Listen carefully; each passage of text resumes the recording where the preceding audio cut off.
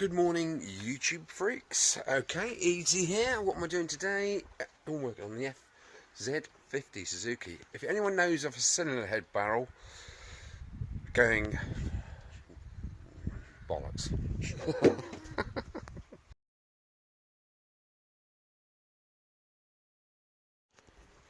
Good morning, YouTubers. Easy here on the spot. What am I doing today? Working on the Suzuki FZ50. I've looked at all the parts that were laid out on the decking, as you saw, and the engine is missing the cylinder barrel and a head with a thread in it.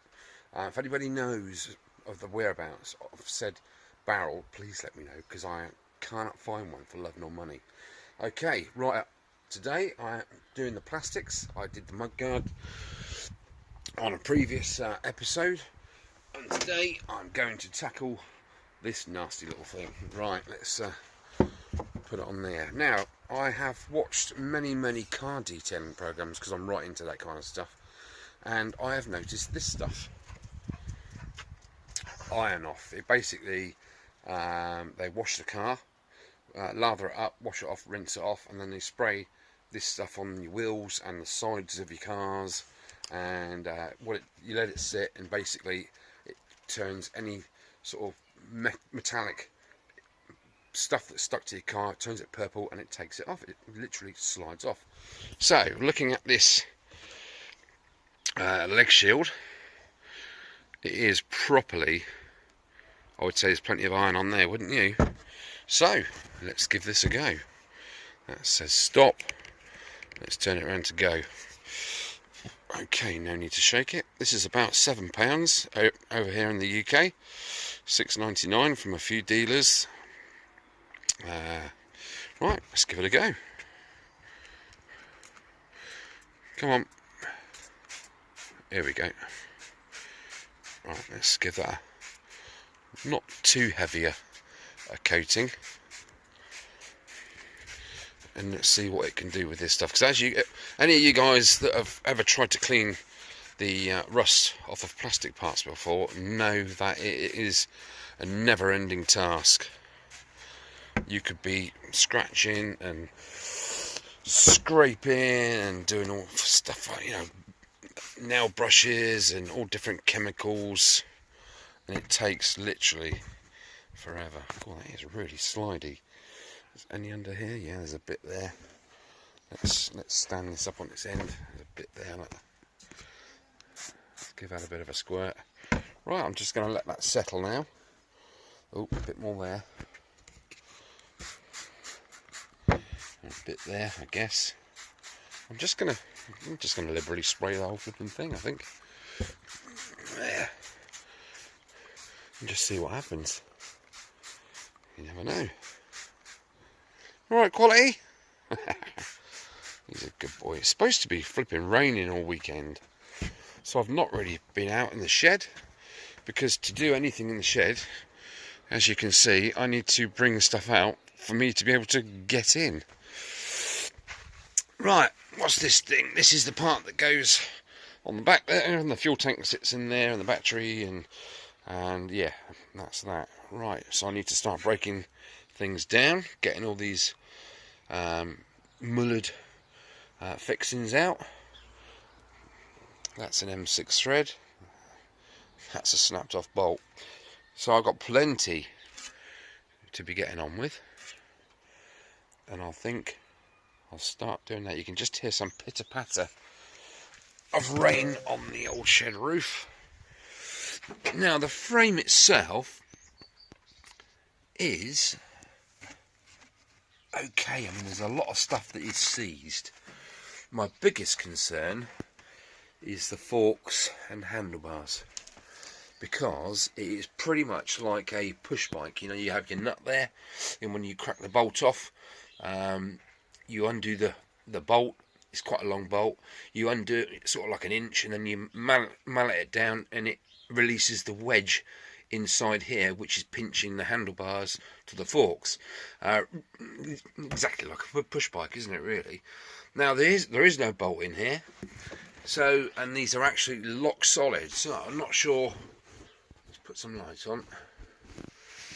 I'm not sure I can see the dust sheet through there, so that's not so bad. I might give it a good soaking and see if I can get the handlebars up out of there. I need to get that out of there to get to the bearings, to be able to remove all the paint and all the rest of it. These have to be separated, so I'm going to do this first, I think. Also, we've got the suspension struts in there. I want to take those two out of there and see what the score is, whether they still work, whether they've leaked or whatnot. Also, we've got the brake, front brake assembly, which goes in the wheel drum. I've managed to find online a throttle. Is that a throttle cable? Yeah, that's a throttle cable, isn't it? I've managed to find that online, at a reasonable sort of cost. Now, the whole situation with this FZ50 project, to get it off the ground, I need to get a cylinder barrel. If I can't find a barrel, I mean, that's the most important part that's missing. If I can't find one, then it's a no-go project, isn't it? There's no point in me restoring any of it unless I can actually have the parts to complete it. So I've looked, I've googled, I've YouTubed, I have asked people, colleagues, if they know of a scrapper anywhere that has a barrel on it. I found many bikes, FZ50s, out there for sale, and guess what, they're minus the cylinder barrel. So they must be like hen's teeth to find, which is a bit of a... But you know me, I like to keep an upper... Oh, look at this! Stiff upper lip. Can you see that colour? It's gone all purple. Look, the whole flipping lot has gone purple. Wow. That's a proper deep purple colour. Let's see what's going on under here. Anything or nothing? Wow, that's remarkable. Yeah, so if anybody knows of a barrel anywhere, let me know, because this might not even get off the ground. What I might end up doing is literally restoring every component that I have, getting it back to metal, priming it, and then having to part the stuff out, which would be an absolute real shame, because I just want to get this bike restored and get it back on the road. Oh, while I'm at it, yeah, I think that's heat damage, isn't it? More than rust. That is pretty tired, isn't it? But still, if I can get that screw out, I've just noticed there's the back of the screws there in those little recesses. So I think I'll be able to get those out of there. Okay, right, there's a few bits that need vinegar in. There's a few things that need wire brushing. Can't wait to get stuck into them wheels.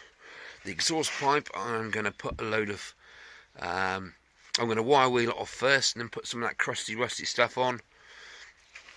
And I need to literally grind all of these gubbins off so it's just flat like that, and then put a new hole in there which matches that one. I take it it's an M6 anchor point sort of thing. I don't hold out a lot of hope for these things.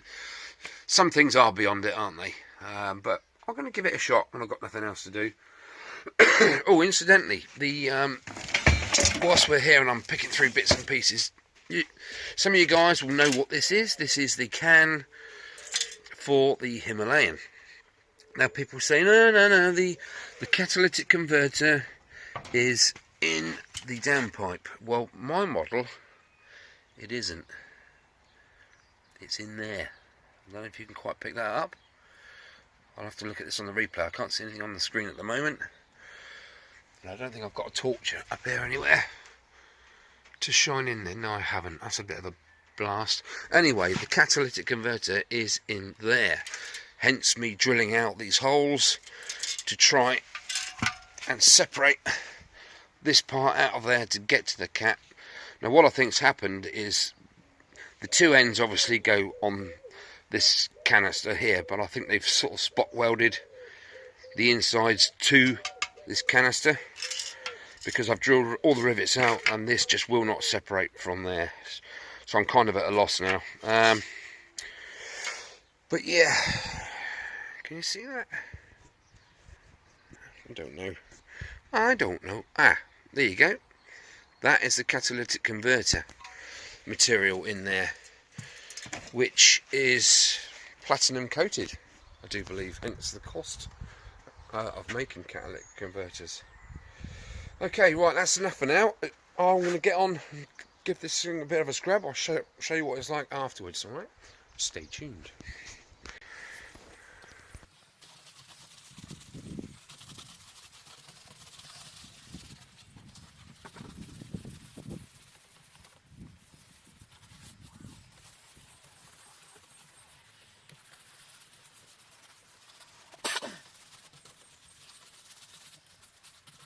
Whoa, whoa, yeah, yeah. Whoa, whoa, yeah, yeah. Whoa, whoa, yeah, yeah. Whoa, whoa, yeah, yeah. Tantalize me the way only you can do. I've only to hear you, and my heart beats like a drum, like a drum. It's Jimmy the Hoover. As you can see, it's taking a lot of elbow grease. If you haven't guessed already, this film is speeded up. Therefore, I am recording this, speaking very slowly.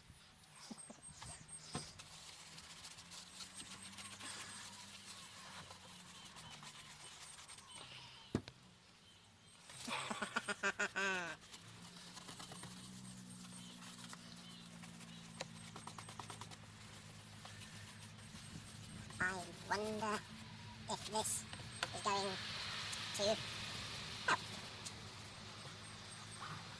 Ew. I hope my neighbours aren't watching or listening to me talk or slowly. They will probably think I'm having a stroke. Shouldn't joke about that sort of thing.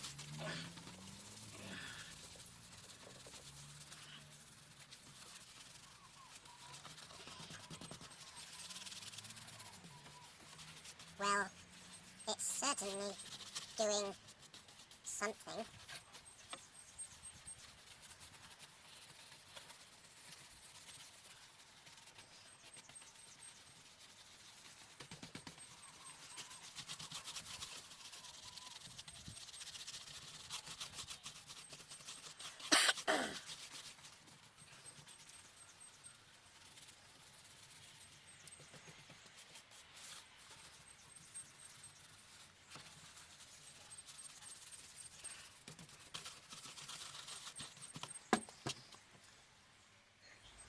Okay, iron off. Fallout remover. I wonder if they use that in Chernobyl. I don't know. Superior iron and brake dust. Oh, brake dust remover. Well, that's a good thing, because you and I both well know that getting brake dust off is a nightmare, isn't it? Car, van, bike, HGV, motorbike, safe for use on all exterior surfaces. A must-have decontamination product, advanced reactive formula. Money back guarantee. I like the sound of that. Right, how do you do it? Directions for use. Apply liberally to the surface for treatment. Wait 1 or 2 minutes for the contaminants to turn dark purple. Rinse thoroughly with water. Do not use in direct sunlight. No chance of that happening. And do not allow product to dry out. Oh shit. Right, better go. Right, let's get it in the skink. I didn't add any bubbles to the water because I didn't want any sort of, cyanide or sort of gas coming off of it with a chemical reaction. So, alright, bear in mind this is just the first lick.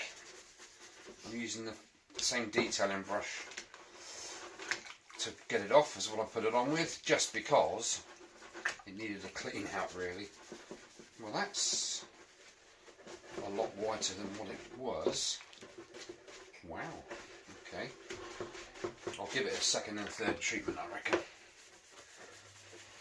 Okay. What are we looking at down here? What's the damage like?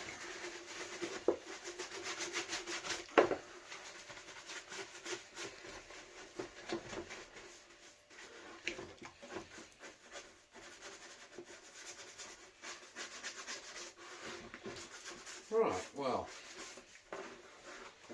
in all fairness, something's happened.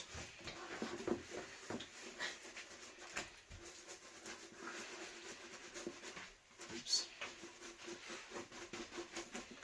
Yeah, I tried to get this off with a hot air gun and it didn't really work, so I've left it there, this sticker.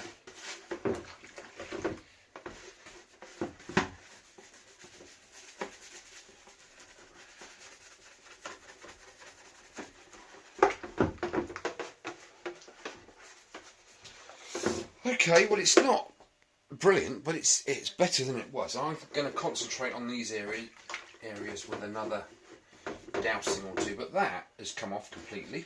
That was all rusty. Let's have a look at this face.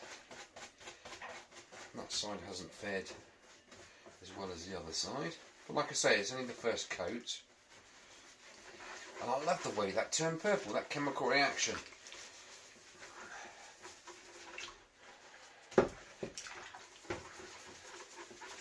Wow, that's pretty good.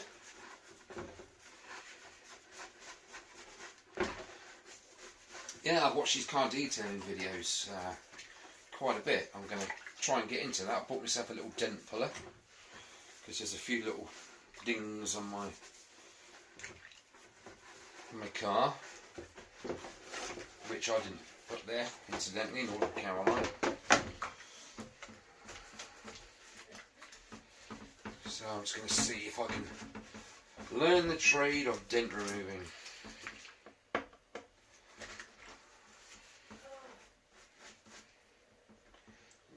Bits of plastic there.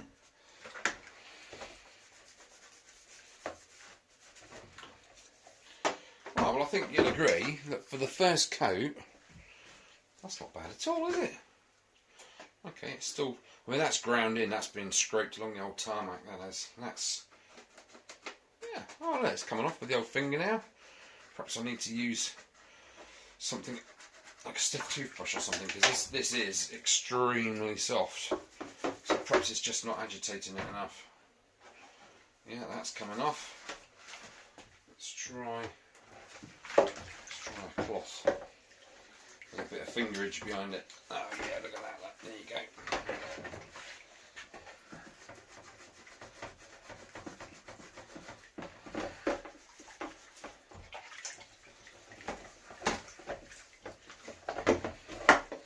Well, going from something that looked like it deserved to be in the bin, that's not too bad at all. It's better than a lot of them I've seen out there.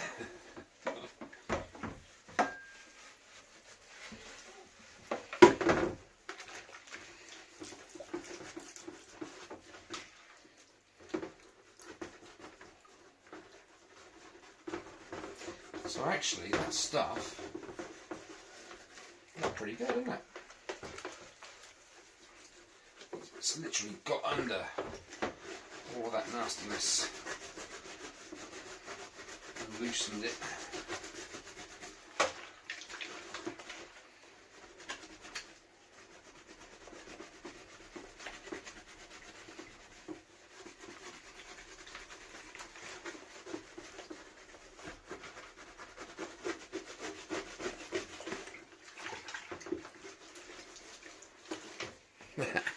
Cool. Not bad, eh? I'm not going to bore you any more with that. Alright, tune in next time for some more FZ goodness. Take it easy. Thanks for watching.